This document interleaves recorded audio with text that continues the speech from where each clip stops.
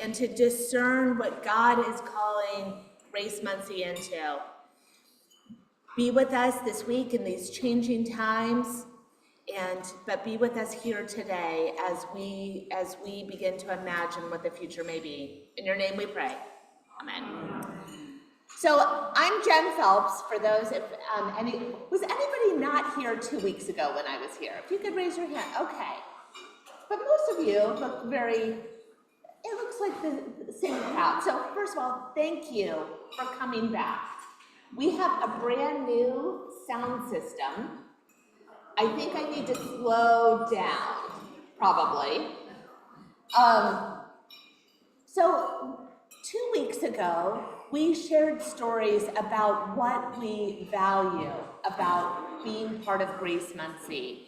We shared stories about times that the people in this place has made a difference in our lives. Today is going to be a little different conversation. We're going to talk about times that we might have been disappointed by grace. And at the end of this, we will have a liturgy to together release and let go of maybe some of these disappointments that we've had. It's not going to fix things, but we are going to air them out and bring some sunlight into this. It is a good and a healthy process to go through this, and I will promise you, we will all still be in relationship and we will all be okay. So I'm going to share with you my own story. As some of you know, I attend at Trinity in Indianapolis, and I have had a series of pretty major health issues in the last 5-6 years.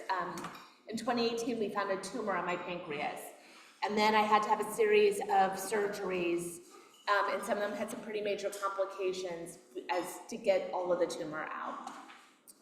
So as I was preparing for my third surgery, and this one was even more, I started off with the Whipple, which if some people know is a pretty big surgery, and this one was considered multiple times more complicated and dangerous. And so as I was worshiping at Trinity, we have this beautiful outdoor garden service in the summers. So I showed up at the 9 a.m. garden, and I was supposed to read, but I had shown up kind of late, and I'm like, said to the priest, who's no longer there, it's not the one who's the bishop, it was an associate priest. We're not naming names here. But I showed up and said, hey, I'm so sorry I'm late, but I can still read. I'm just a little worried, when we get to the intercessions, I don't want it to be awkward that I'm praying for myself, because my surgery was in 2 days' time. This was Sunday, surgery was on Tuesday. And I'm like, that might be awkward, what do you want to do for that? And he says, oh, Jen, I already got somebody else to read. And I'm like, okay, that's fair, I was late. And you're not on the prayer list. And I went, what? This was not my first, this was my third surgery. And I knew our rector was planning to be at the hospital on Tuesday morning. There were all these things in place. And I was like, how am I not? I was devastated. I sat in my folding chair in the garden and I sobbed through the entire service. I was just so sad that my own parish was not praying for me as I was facing this really big surgery, and I was really scared. That's my story where I was let down. So that's what I would share here.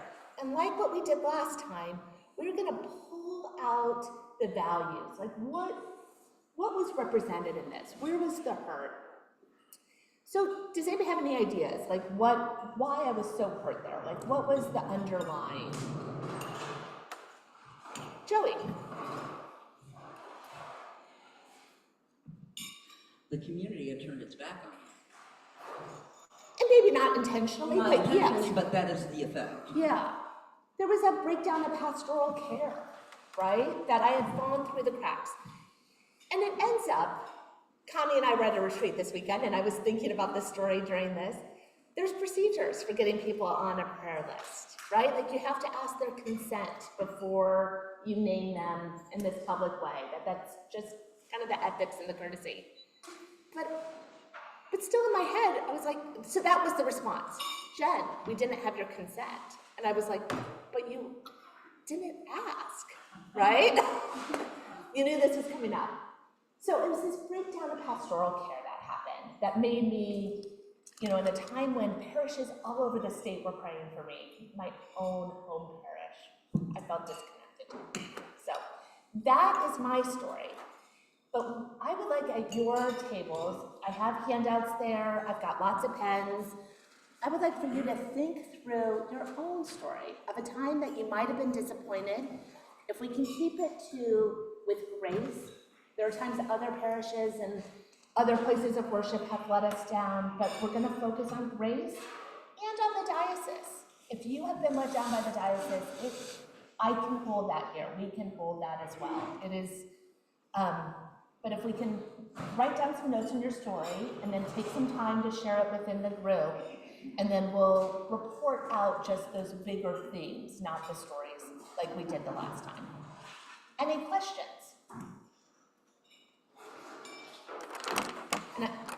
Okay, well, I will turn off the microphone, and why don't we give ourselves like 20 minutes and reconvene here at like 5 till 12. Does that sound okay? If we need more time, we can add more time, but why don't we plan on coming back to the big group at 5 till noon, okay? Thank you, I appreciate the response. Anybody need a pen?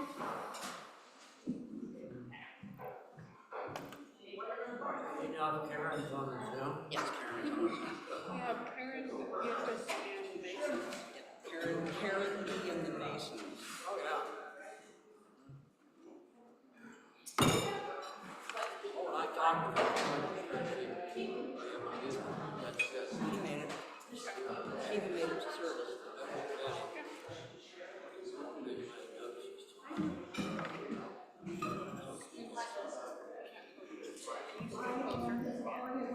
Now, what do we have to tell you about that?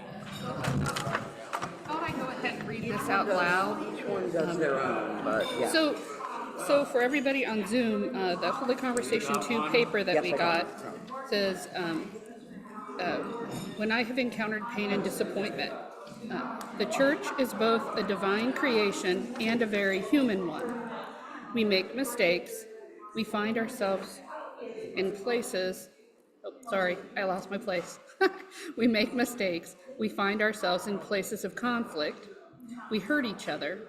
We fall short of living into the fullness of who God calls us to be. And sometimes, in the desire to be polite or to avoid discomfort, we avoid talking about those places of pain or conflict or disappointment. When difficult memories are hidden, their shadow lurks.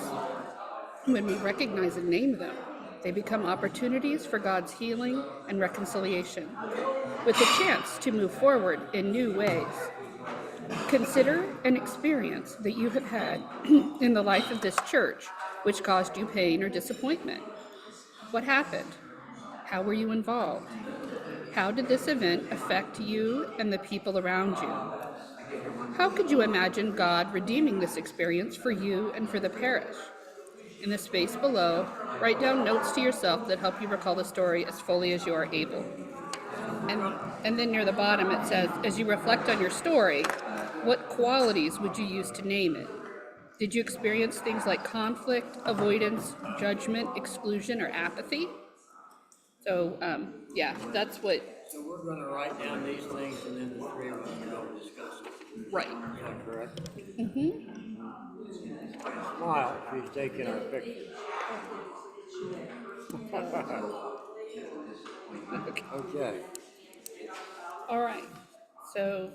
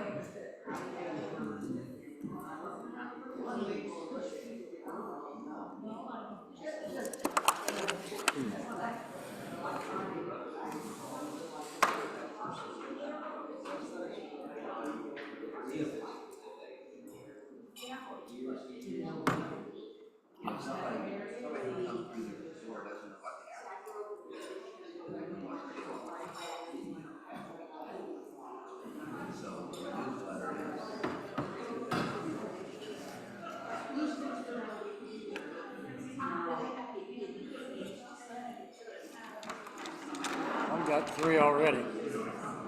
Yeah. I've been here for 80 years.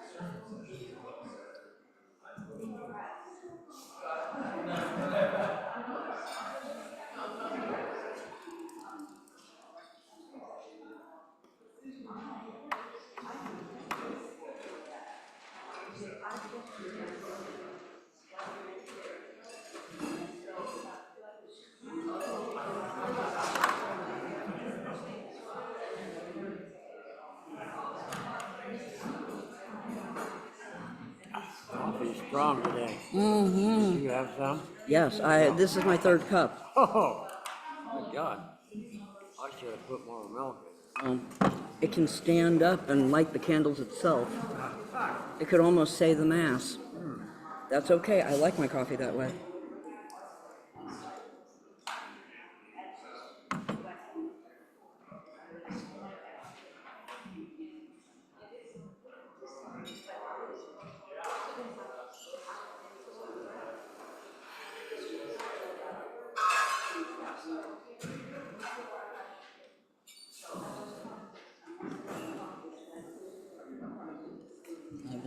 Are we on mute?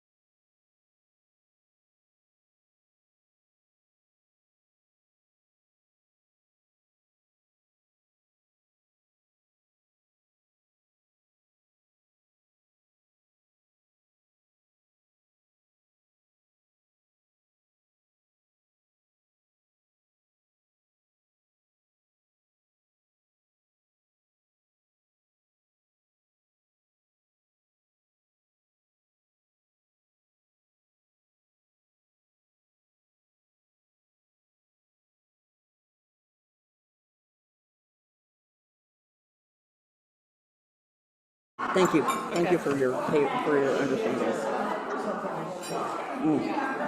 And since you are on the discernment committee, if you feel this does need to be shared privately with the corpus, I am willing to meet and share with the corpus.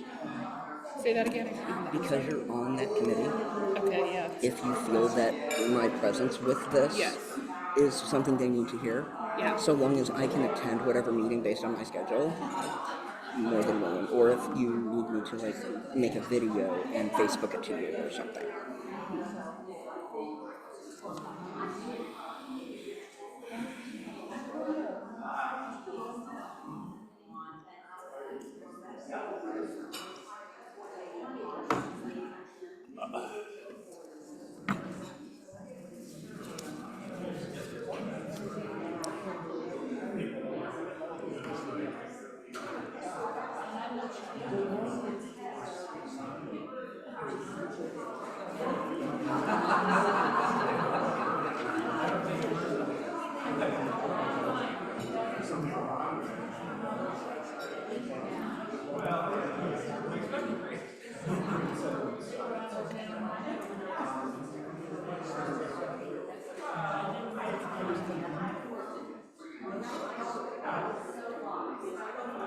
All right, so here's what I got to think about the bottom. Okay. Maybe as I talk about it, I'll think about what I May said on the I bottom. look over your shoulder? Maybe I can help? Yeah. Well, the first. Oh, the music thing, yeah. Oh, and I wanted absolutely. to kind of share that. Yeah.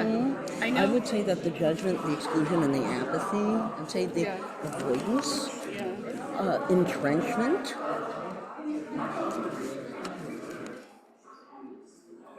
entanglement.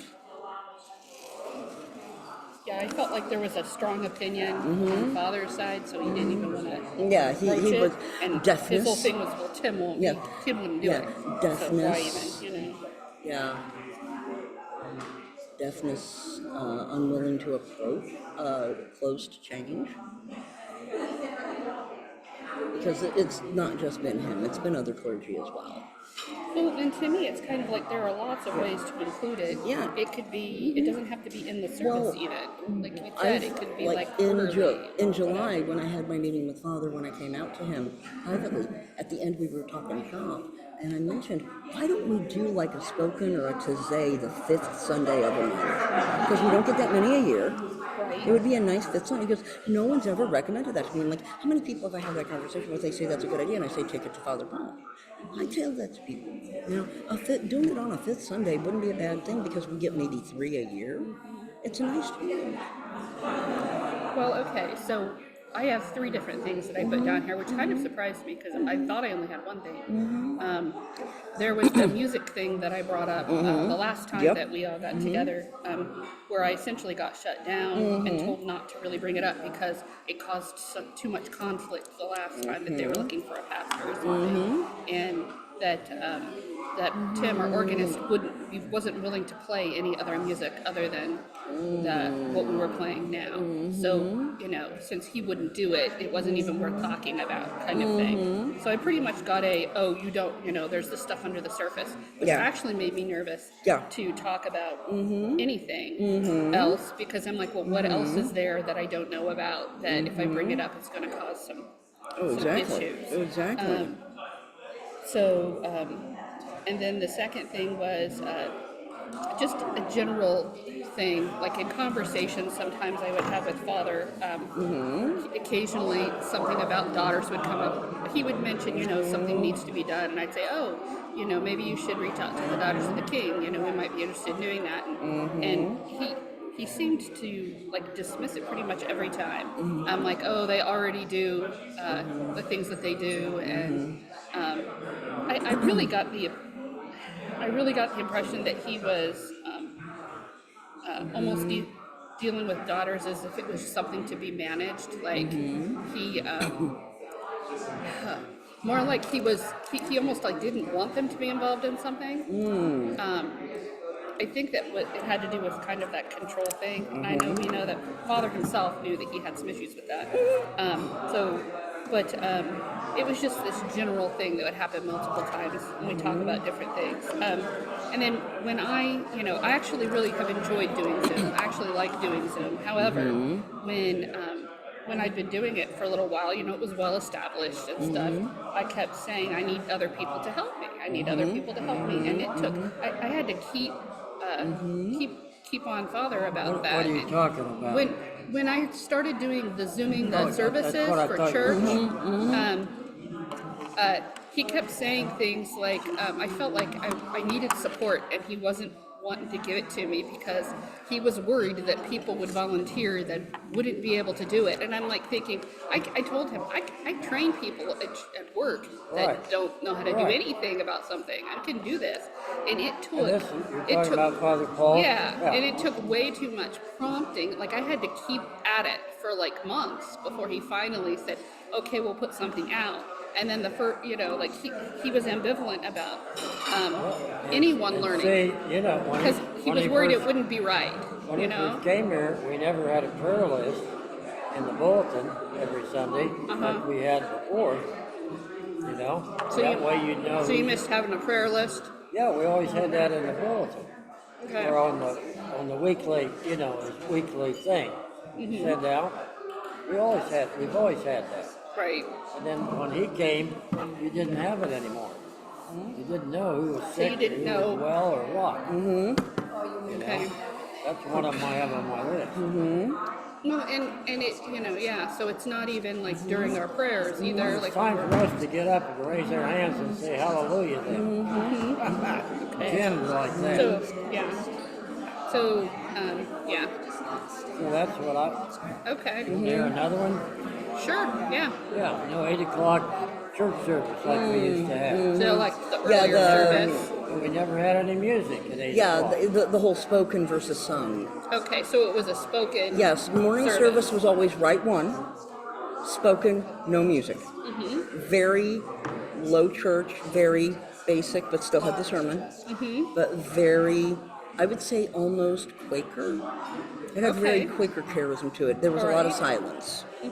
And there are, other than Lou, there are a few other people. And when we were discussing this, and I mentioned it when Father Blake left, the current canon for this asked me, well, how big are their pledge units? Like that matters. And I told her, I said, like that matters. There's still people in this parish. And they may not give money, but they are super involved time and talent-wise. And that counts just as much, if not more. Wow. Yeah. I've got another one, which might be minor, but Oh, please. every Sunday up there, there's a jar to put donations Yeah. in. I put $1 in there every Sunday. I'm the only one who does that. Yeah. I am due to put my money in. I am Everybody due. can put $1 Yeah. in there, or 50 Right. cents. You have actually reminded me. I owe it money. You've reminded me. I can't do it today because I don't have any dollar bills. I Right. got you this week, Lou. I got you this week. Okay. So, But yeah, that's a good point. Yeah, So- I mean, all you'd have to do is you can just put some change in there. Right. You wouldn't have to put in. Because there's still coffee. Yeah. There's Yeah, because that just helps to pay for all that food. yeah, creamer and all that. Okay. I have another one on here, but it goes way back to the rector we had back in the 70s. Father Sherfitt. Yes. He was drunk each Oh, time yes. he came down to our house to talk to us about baptizing our kids. Yeah. Eventually, he was on his third wife, and that's when a lot of people left the church. We went to Holy Trinity Lutheran for 3 years until Father Mason came. Then Father Mason came, he came back to the church. Yeah, there's a lot of There's a lot of animosity. there's a lot of with Father Sherfick. There's the diocese. There's Bishop this told isn't us. this isn't the first time I've heard about that. Bishop And told us I've that only been here a few years. it was up to us to get rid of him. She had nothing. He did. Who the bishop was had nothing to do with it. Oh, like you went to the bishop That and upset a lot of people too. Yeah, because when a rector signs a rectorship, they have tenure. Do people need more time? If so, raise your hand. If we're no good, then we can. We don't. You know? Everybody ready to start recording now?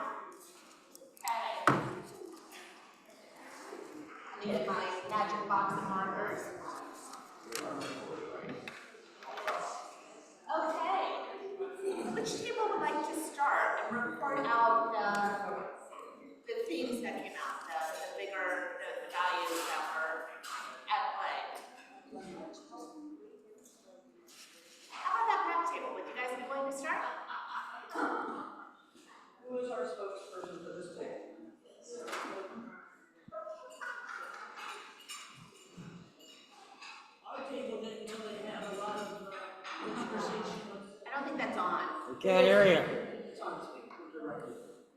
Our people didn't have a whole lot of negative, comments were made, when they, first attended here. They did not, no one suggested that they be put on a mailing list so that they could, know what's going on within the parish. yeah. That happened to me. Had to ask to be put on a parish mailing list.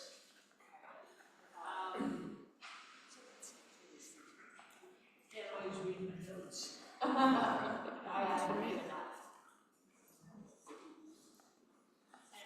Basically, that was so they could learn what was available within the parish. Comments, growing up like myself.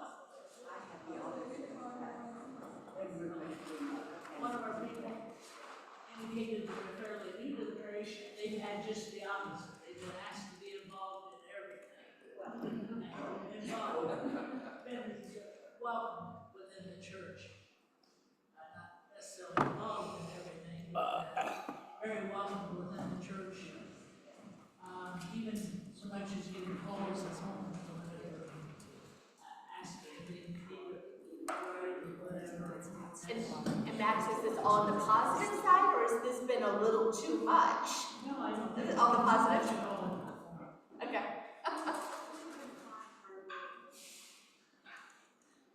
Comment was made that they didn't find other negative things. Nice, okay. Thank you.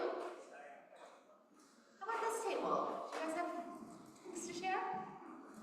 Oh, it's new. I can tell by Connie's face. All right. Nobody wants to talk about any of their negatives. But I will say one, feeling hurt and betrayed by Father Paul's leaving was a big one. Mm-hmm.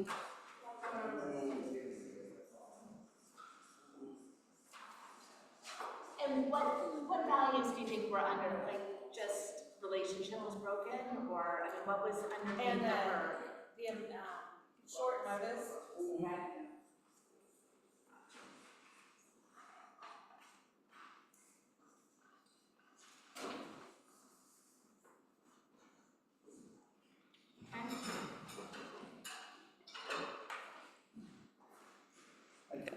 I think something from this table. I have another one under him if you want I that. like them over here. I think they want to tag team onto that. We'll come back to you guys. Are you okay with that? Go. We have another one, just a title. Okay.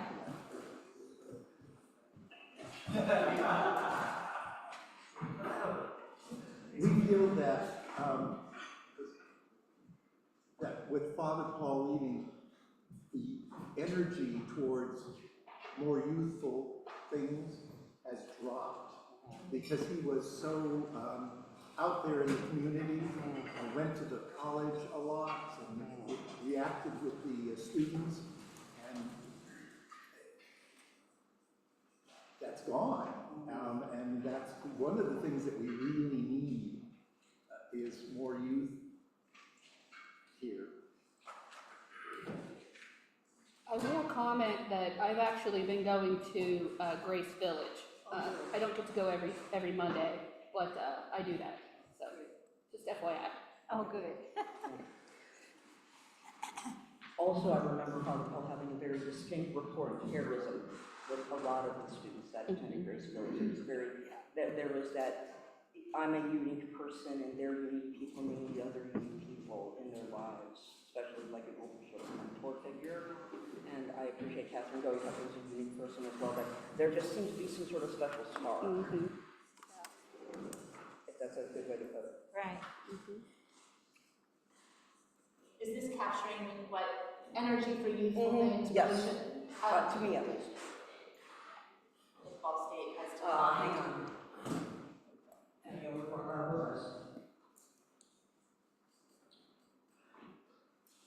So my comments are related to that. We had 3 different ones that are similar. Many in the church were greatly disappointed that Father Paul left, but we understood. Predictable human nature can serve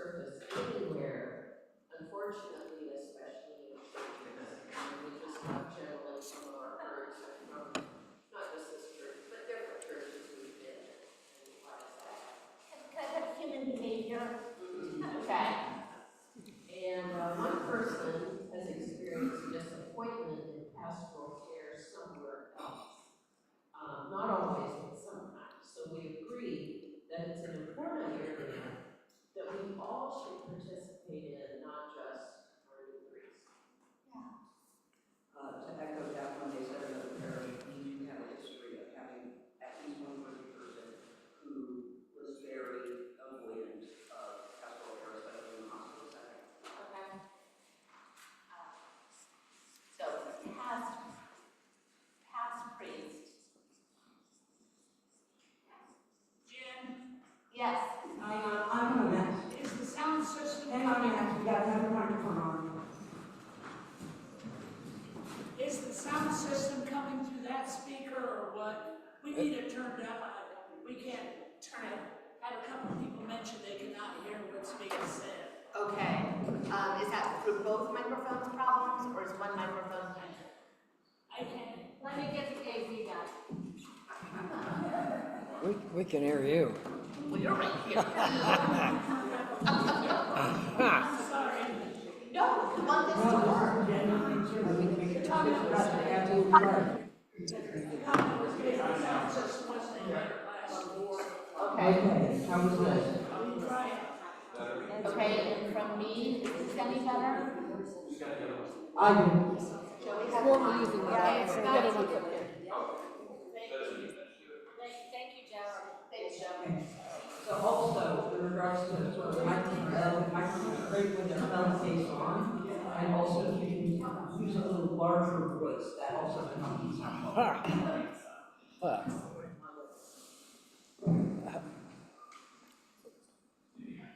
Do you need help, Jen?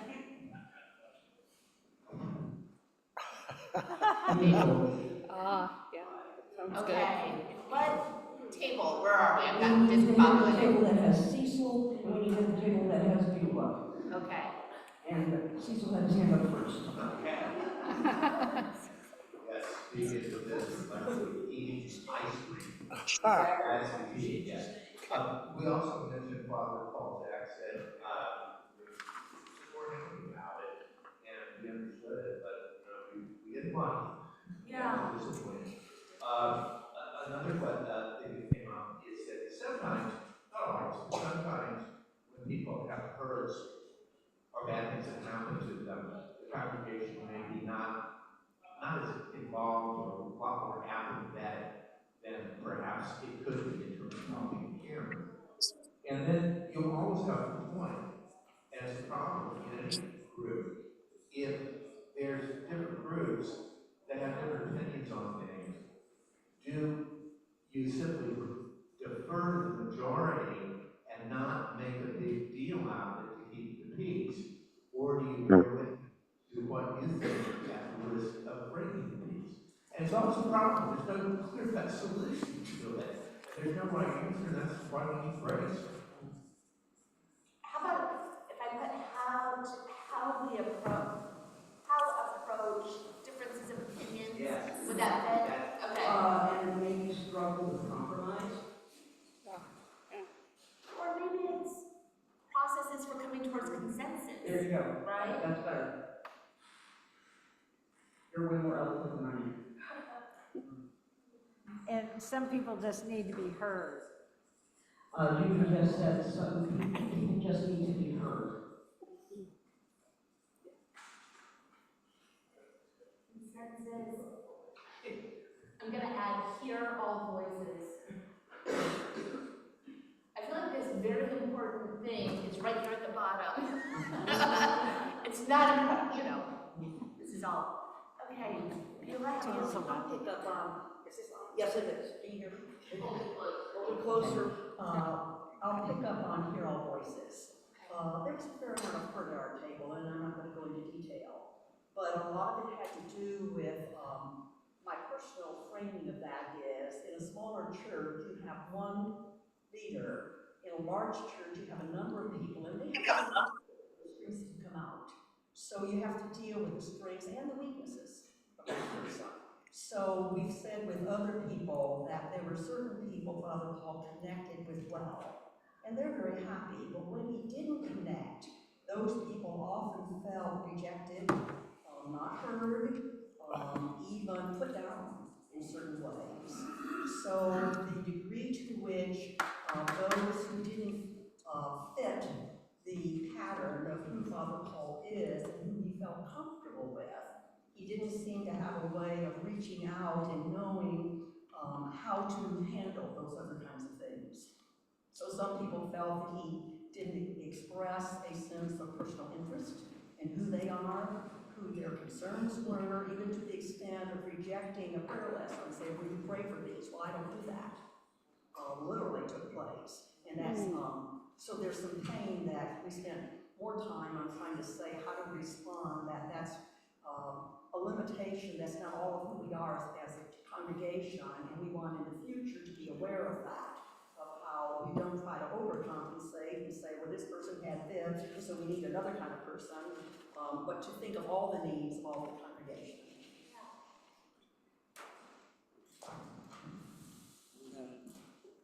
This table has not officially gone. Okay. Okay, so there were a few things that came up at our table. One was the prayer list. The prayer list that used to be in the bulletin so that people would know who was requesting prayer. That ended up not being in the booklet anymore, and people didn't know who to pray for. I know when I asked for prayers, Father told me, oh, well, you should talk to the Daughters of the King. And so he left it to Daughters of the King to do the prayer thing, but the whole community, needs to be able to lift people up in prayer, and that brings us together. So that's been really, really missed. And I know for me, I had some conversations. I think it comes down to, I think maybe it's a sense of control issues. Like when I was doing Zoom, I started doing Zoom, and I kept telling Father, I need other people to help. I can't keep doing it every Sunday. And he was very leery of asking anyone else because he was afraid the wrong people would volunteer that wouldn't be able to do it. And I'm thinking, I can train pretty much anybody how to do this. And no, they aren't going to do. I think his concern was it wouldn't go perfectly, every time. So if it didn't go perfectly on a Sunday and it was somebody new, he tended to think it was because it was they did something wrong, and it really wasn't some of the time. A lot of the time, it wasn't. And I made mistakes too, but if it didn't all pull off just right, it was very difficult for him to handle. So I had control issues. Rector was a gatekeeper for volunteers. Yeah, gatekeeper kind of thing. Does that capture it? Yeah. And I love doing it, don't get me wrong. And then there were some issues when I would bring up, sometimes I would bring something up to Father, like he would be talking to me about something that needs to happen. And I knew that the daughters, at the time we had talked about how we were looking for things to do. And I said, hey, why don't you ask the daughters about that? And he would be kind of dismissive, almost like it was something to be managed, rather than like people he could reach out to for assistance. And that was really disappointing to me that he looked at it that way. Because I actually didn't think at first. Someone made a comment, they'd had some experiences with Father in relation to Daughters of the King, and I thought, oh, of course not, surely he's not doing that. But then he kind of did that, and I'm like, no way, So it was more like he kind of made a judgment about that, and wasn't willing to change his mind on it. And did you have? Louis needed to say something, then I had something to add. So I took Rector dismissive of DOK? Yeah. Okay. Louis, you were wanting to say something? Yeah, hang on, let me get. You're fine, take your time. While Louis is writing that down, I'll mention, I didn't get it written down, but that reminded me of, thank you. But that reminded me, and I didn't write it down. Okay. So I hope someone can capture it for me. There also was the experience because of that sort of need for things to be right and proper. Pretty much 100% of the time when I would be in an all up at the altar party, when we would go into the artifacts out of the nave following the service, I would hear something that was wrong. I seldom, if ever, had a Sunday where there were no notes. Rector, perfectionist tendencies? Good. Okay, just making sure it captures. Go ahead, Liz. I had 3 issues, disappointments, not anything to do with him. Okay. So, I'm gonna add a new page. Okay. you're running out of. Yeah, bandwidth. I've got lots of paper this week. I know. Compared to last week, I'll take this on the roll. Okay, I have to take right over there. Thank you.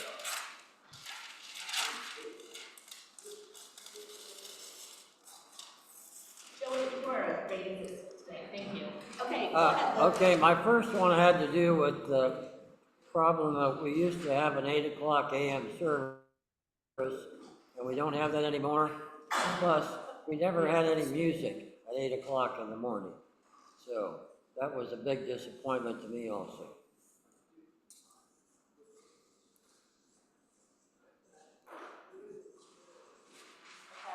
Now, the next thing is just a small item, but over here on the counter, there is a little jar for money for the meal after each church service. I put money in there every week. You never see any other money in there. People could put in quarter, 50 cents, $1, just to help the money, you know, for the food. Just a second. Move the mic. I had one more. Oh, go for it, sorry, I saw a hand, I'm sorry, go ahead, I'm sorry. Take it away. No, go for it, no, go ahead. We don't need any more No, disappointment. come on, give it, spill the tea. Sure. My last one had to do with, we used to have a garage sale every year in the summer before the kids would come back at Ball State. And a lot of them would come down here and buy stuff, and we haven't had that for years. Thank you. The last one we had was more of a boutique kind of thing, and it was rather different, and that was the last one we had. You had something, David? Well, the biggest disappointment to me, and there's only been one, so you all are off the hook, was not too long after I had come here, I was on the vestry, and I won't go into gory details, but I was coming into the church and another person was coming out of the church, and I was verbally attacked in the driveway, and there were no witnesses other than the person who did it and myself. I reported it. The person was a good friend of the priest, and so finally, because people in the choir could see that I was ready to quit and leave because I couldn't believe that this would go on here. And the priest did nothing about it until mediation was brought in and it became resolved, and now I'm still here and they're not. That disappointed me that went on and it wasn't. So it's a disappointment, A, that the verbal assault happened, and then how it was handled by the rector, did that, so both, those were both problems, okay?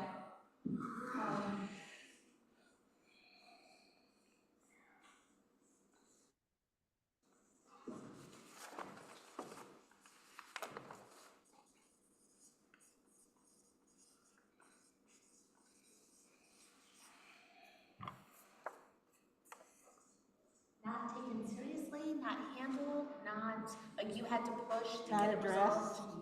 It wasn't addressed at all because the person was a friend of the priest, and so it was their word against mine. And I was ready to just walk away from it, but some dear friends from the choir pushed the issue and made it be resolved.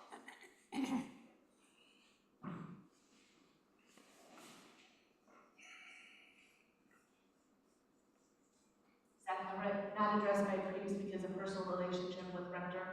Probably 2 references to the priest wasn't needed, but does that capture it? Okay. Mostly for the discernment committee, will you understand this? In my notes. Yeah. Sorry that happened.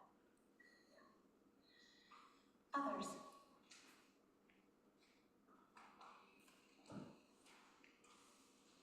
As I said before, there's been times where you felt let down by the diocese. It's okay, I can hold this. You know, that this is, that can be part of your experience here in times that maybe you felt let down. Well, I could tell you another one. Sure. I mean, Now this is a long time ago. Okay, This is back in the 70s, all right. when we had a priest that was an alcoholic, and when he came down to our home to talk to us about our sons being baptized, he was completely blitzed. And then eventually, he was only third wife here at the church. So a lot of people left. In fact, we left for 3 years until Father Mason came back. And we went to Holy Trinity over here on Riverside. But that's something that's always, been in our minds, because the bishop wouldn't do anything about it. The bishop said, you take care of your own problems. Well, and the church was split. Half the people didn't do anything and the other half were disappointed. So, thank you. Yep. I think Connie has something to add. Okay. I don't know if it's really a disappointment, but I did wonder, what did the diocese do to try to make Paul happy enough to stay? Because it was a money thing, and I don't know how that works, but I know that, I come from a for-profit background, and I know what we would have done.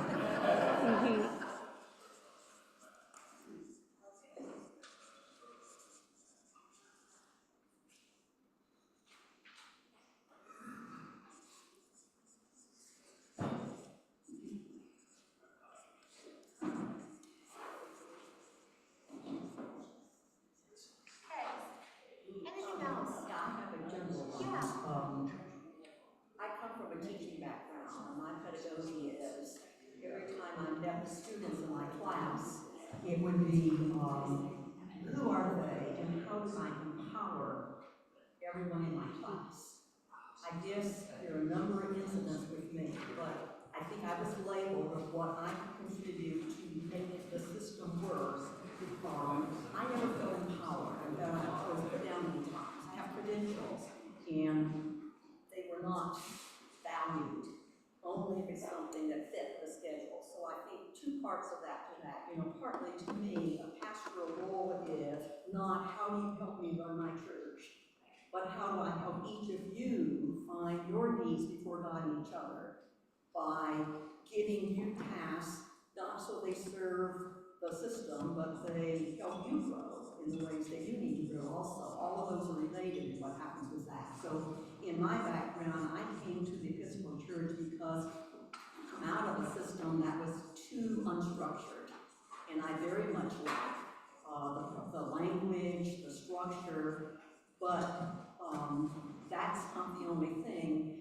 In an incident I had once, the way it was stated is, man was not made for the Sabbath for man.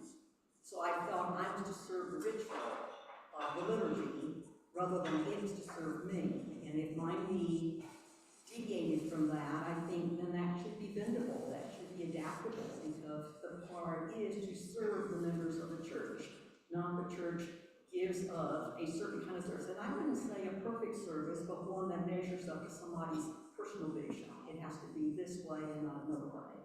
So that one, I would just back away from and say, okay, I'm bigger than this, I'll do what I need to do. But various times, so maybe we vary. I was ready to leave if Paul stayed. So we have differences of opinion. So does this cover that talents, gifts, skills of parishioners were not tapped, and that the mindset of it instead was of how parishioners could fit into the service but it feels like there was gifts and talents and skills that have been left on the table that were ready to be offered. Does that fit? Yes, and I guess I'd go one step further than that. It's like I never felt validated of this is who you are, and I know who you are, and I care about that. It's like I will pick and choose. If you have something that will fit my agenda, I'm tapping on you. But then if I didn't respond the way I was supposed to, so to me, what is wonderful about an organism is that it keeps growing. And the reason it is each person has a contribution, and because of the dynamic. I really like that sense of cooperation. And so when I would teach, it's like, if that student said that, I knew where I was going, but I would shift because you helped us go a different direction. With this one, there is an agenda, and anything that doesn't fit is excluded. So it's more a sense of, not just, I mean, I've taught for 37 years, 47 was it? I don't need to be validated, I don't need to be used, but I want to be recognized for who I am.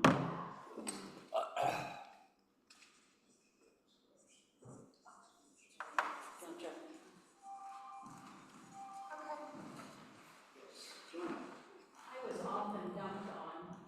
People would go and talk with Father Paul about something, he said, oh, go see Joanne, she'll take care of it.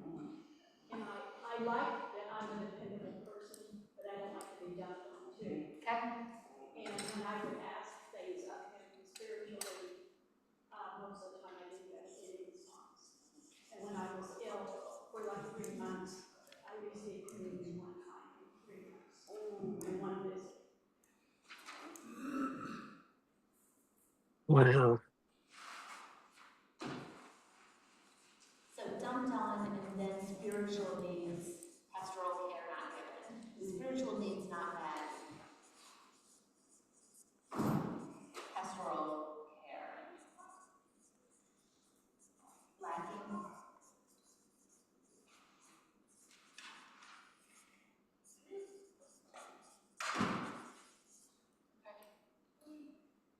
I just wanted to add too that, and this isn't just about Father Paul, although he did do a sermon on him being a perfectionist, which we all know is very much true. But that perfectionism made those of us that tried to do things, if we didn't quite measure up, I know I personally just didn't want to ever try again, because you don't get any kind of positive feedback.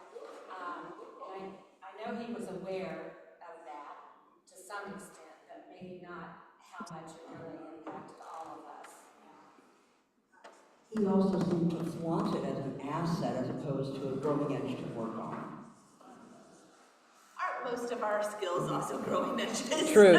Real quick, I've been trying to hang on to this as much as I could. We did have a rector give too much notice once.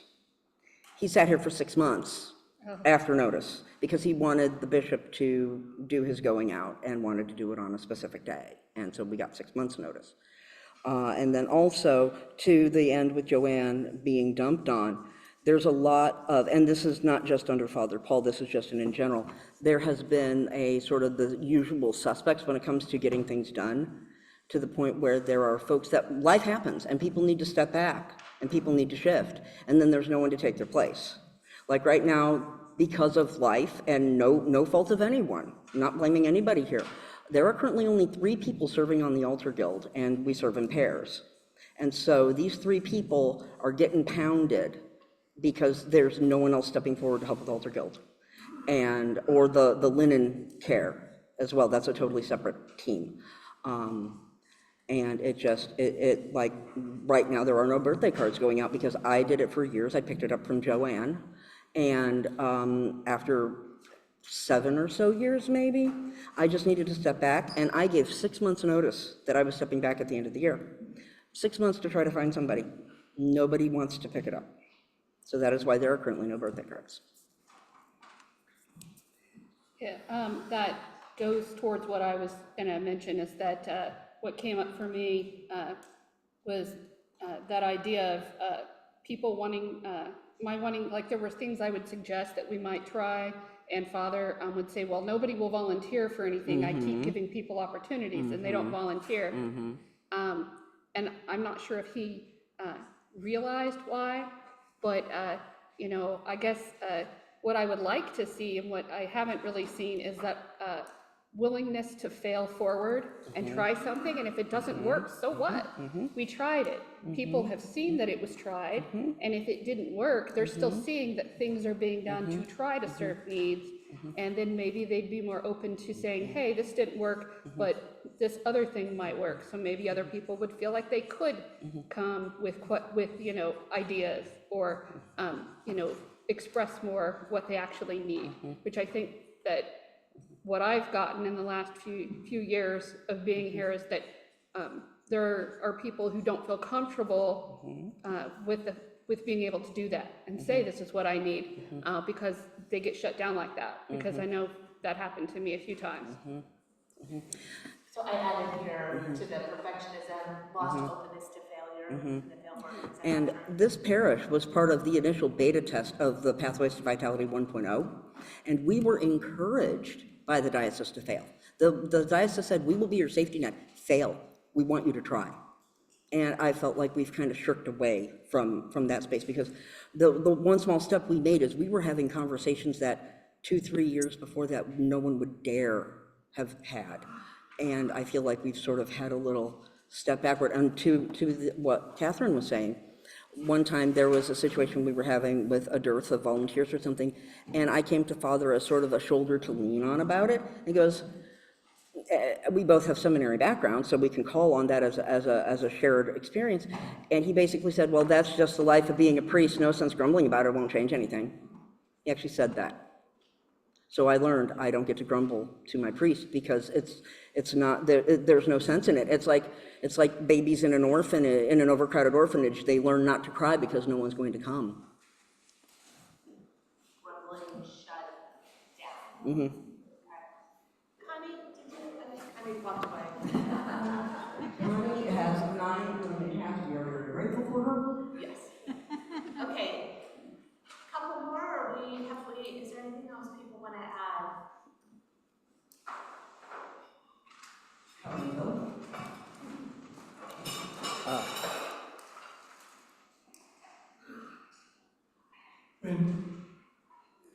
Am I on there? Yeah.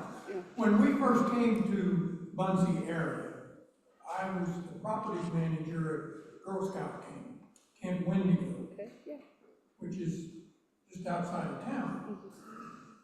We came in to go to church, and no one would talk to us. We had 4 children. We asked where the Sunday school was, and they sent us over to the parish house over here. And we thought that was going to be taken care of. And when we got out, now no one would speak to us in church, period. No one. And I tried to talk to people, and they were very curt and cut everything off very quickly. When we went to get our children, we thought that's where Sunday school was. It wasn't. They were there in the house and just by themselves. No one was with them. Well, to say the least, my wife was very upset. It was not a handleable situation. We tried one more Sunday. No one talked to us. No one would do anything, ever. So we started going to church in Anderson, which is actually in a different diocese. We didn't care about the diocese. It was just going to church. And they welcomed us with our open arms. People remembered our names. People took care of our kids. It was such a world of difference. And we kept going to Anderson. Now at that time, I was the manager of Camp Wendigo, which is a very large Girl Scout camp.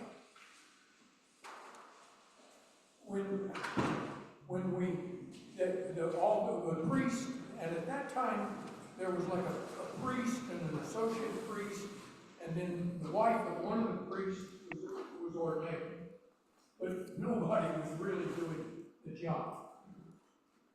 When they finally left, we came back to church here, and it was a world of difference. The new priest, it was fine. We got along good with Charlie. So what was the time difference? When you first came, was that in the 1970s, 1980s? Like when? Yeah, very, very early 70s. Okay. I'd just gotten out of the Navy, and I was going to school at Ball State. Okay, and then you came back, what, 1980s, 1990s, how long? It was cat snuck out. All the Yeah, recent that's why I had to close the big door. But then tried, once I know, I looked outside at once, times and someone she came was out standing that I there, was talking and then she to, kind of went under the. ran into, and they said, well, you ought to come now, we have a new priest. So we came, Charlie welcomed us with open arms, everything was fine. That was in the 70s. So that was late 70s. Late 70s, okay. Yes. Same church, radically different experiences. Oh, yes, it was a world of difference. Right. You couldn't recognize it even. Just welcome you at the door and took care of everything. Well, I'm thankful that you came back and gave it another chance, so. Yeah, we were staunch, Episcopalians. So we were very happy to be able to stay that close. It was even further to go. Right. But it was close enough that we did. Right. So there was a way that we could always stay within the Episcopal Church. Right. And be very happy with it. But then when Father Charlie came, it was world of difference. Yeah. And we've been here ever since. So, yeah, that was, but it was so amazing that and like I say, there was actually the priest and his wife, they were both ordained, but then there was another person that was coming in, and I think it was in the process of getting rid of them. But it was really a bad situation. And, we're still here. You're still here. Thanks be to God. Yes, it was, yeah. But everything worked out all right, but it was a terrible situation to start with. And, I don't know how the church survived it, but it did. And I'm glad your kids were okay, left alone in the parish house. Yes. Real quick, I'm going to add, talking about how clergy affect things, and this comes from another parish, but I think it's important to highlight. There are people in the room that know, but there are people that don't know. I came to be a member here as a result of a congregational tragedy. And I did the whole wait a year, see what happens, because you don't make big life changes the first year after a massive, basically 9.0 earthquake. And I rode the year out, and for my knowledge of how to handle that process, I felt that things were not going well, and I needed to be in a healthier environment, and so I came here. And so and there was a clergy change in the midst of that, and so the rector does affect the flavor of the congregation. The congregation can stay the same flavor, but it's sort of like ice cream with a topping, And real quick, like I said, I've been mentioning things that aren't on the paper. But regarding the paper, I think the easiest way would be to use the back end of Romans 8:26, and that is, but the very Spirit intercedes with sighs too deep for words. Thank you, Joey. Thank you all for sharing. And if there are other things that you want to share that you would like to do in a more intimate gathering, and we've got a liturgy here to do. I have handouts for everybody to have one. They look a little worse for the wear. I reuse these, I'll collect them back, so they look a little rough, but thank you for sharing your stories. And no place is perfect, but part of ever striving to a better state that is healthier, that feels like our talents are used, that we get the pastoral care that we need. Part of it is having these open dialogues and not being afraid to bring things up above the surface. So I appreciate you all being here. If there's any Seinfeld fans, I always call Holy Conversation number 2 Festivus. That it's the airing of grievances. We needed a poll today. But let's do this liturgy and give these concerns back to God. Because God can hold all of it. So, yes. Okay, yeah, so I don't think you may need to share a couple of these amongst yourselves. Discernment committee members will be helping you lead this.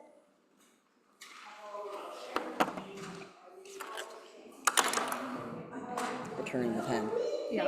I don't want a pen left. Stand up and circle up and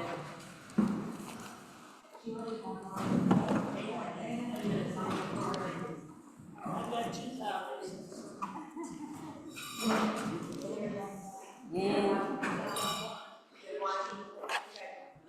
I have 2 more copies, 3 more copies, please. Yeah, you got a couple more? I have an extra. Okay. I got the fellows.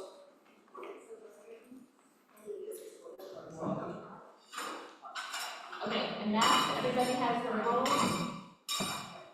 People have another parts? Yes. Okay. Here we go. Come on. It's kind of a circle. Yeah.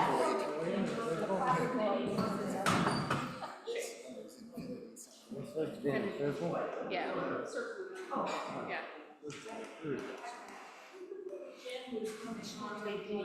I will put the other name.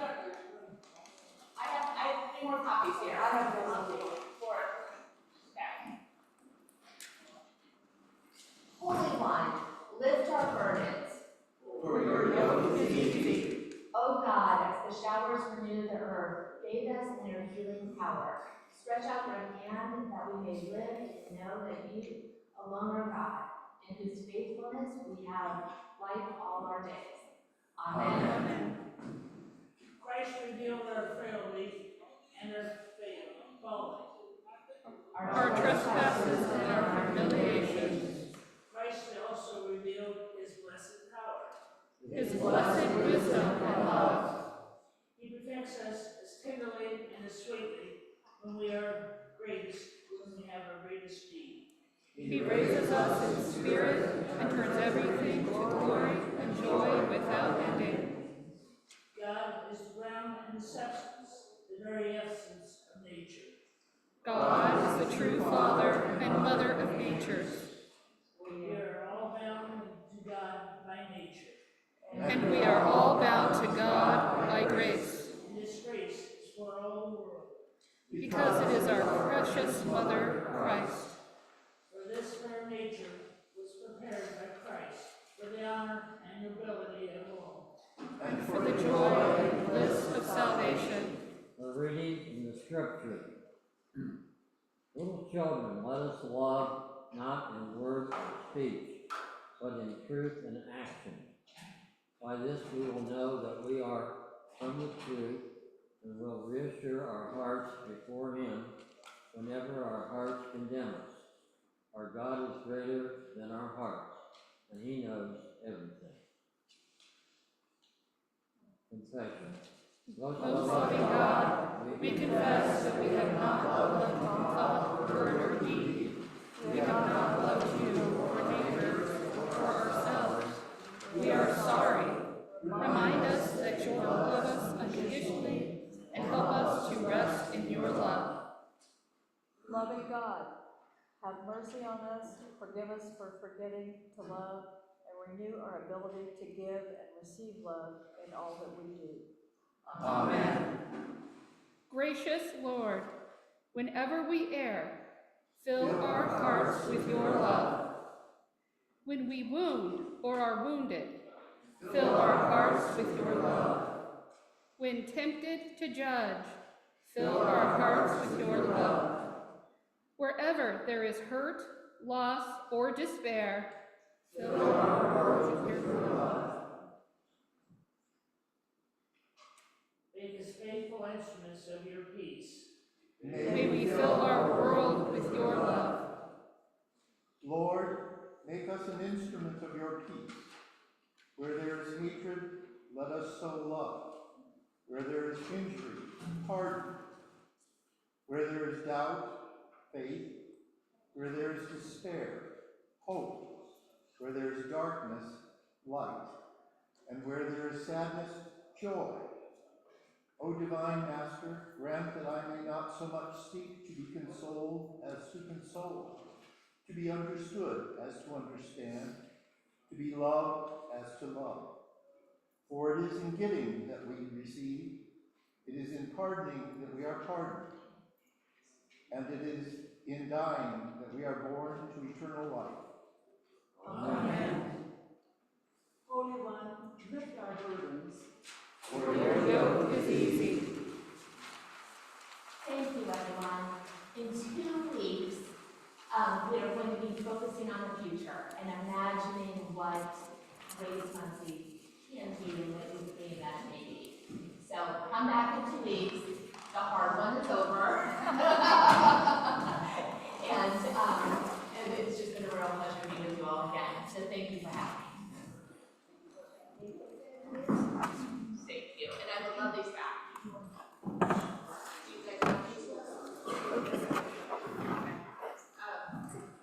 Well, the microphones work.